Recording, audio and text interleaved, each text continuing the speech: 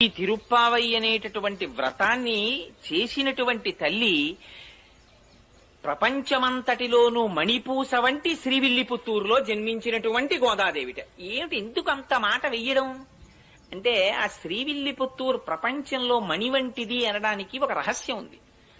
మొట్టమొదట ఈ భూమి అంతా కూడా సముద్రంలో మునిగిపోతుంటే, ఆనాడు రాక్షసులు దీన్ని చాప చుట్టినట్టు చుట్టి పట్టుకుపోతుంటే, వరాహమూర్తి భగవానుడు నీళ్లల్లోకి ప్రవేశించి ఆ రాక్షసుల్ని దునుమాడి తన మూపురమున ధరించి భూమిని పైకెత్తారు.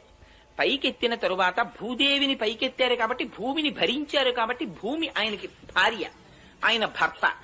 అందుకని ఆ భూమిని యథాస్థితిలో ఉంచి తన అవతార సమాప్తి చేసే ముందు భూదేవిని అడిగారు, నీకు ఇంకేమైనా కోరికుందా అని. అడిగితే భూదేవి ఆనాడు ఒక కోరిక కోరింది.